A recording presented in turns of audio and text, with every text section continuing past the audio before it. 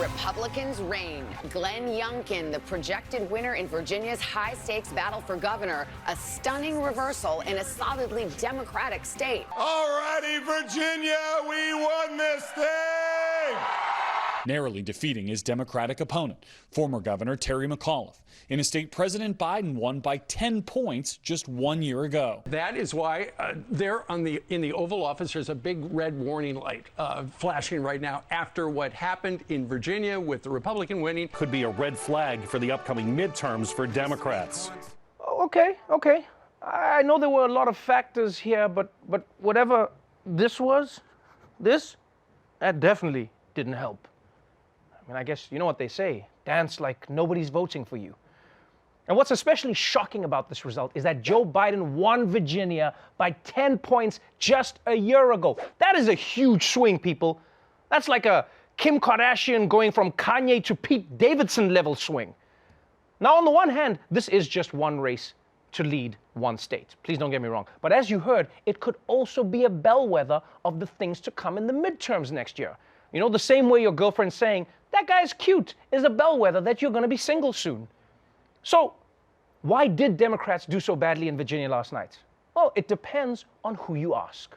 This is a major defeat for the Democratic Party. Yes, it's a referendum on President Biden. The voters are, disappointed in Biden, angry at Biden, distressed about what other things they see about inflation. The problem with Democrats is they made this about Trump, and Trump was not on the ballot. Youngkin cut into McAuliffe's margins in Democratic strongholds by focusing on education, including the controversial critical race theory. There's no doubt that critical race theory is a weapon that he utilized to great effect. The messages tonight is that the liberal policies that are being pushed right now through Washington are not necessarily very successful. This is not a referendum on liberal versus progressive versus moderate in the Democratic Party.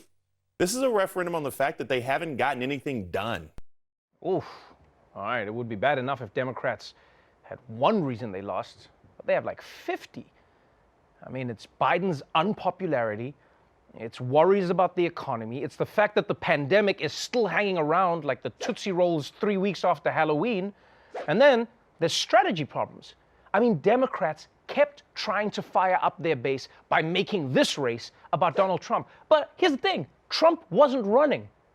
Honestly, Democrats, you should enjoy this break from Trump while you can, because after he wins in 2024 and declares himself emperor, you'll be running against him forever. And on the Republican side, I mean, there's no denying that Glenn Youngkin's fear-mongering about critical race theory also played a role. And honestly, this, my friends, this is where Republicans really excel. I mean, they set the agenda. They know how to play the game. Because a year ago, if you asked anyone what critical race theory was, they'd be like, I have no idea what you're talking about. But if you ask them now, they'll be like, I still have no idea what you're talking about, but I'm terrified of it. And it's not just critical race theory. Republicans have been doing this for decades, and they are great at it. Everything America fights about, they started.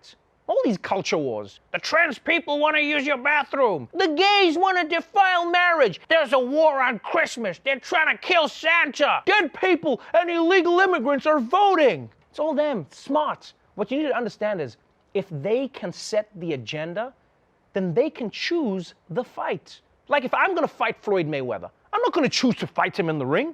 I'm going to choose to fight him in a spelling bee. Yeah. And then we'll see who the greatest of all time is, champ. C-H-A-M-P. Champ.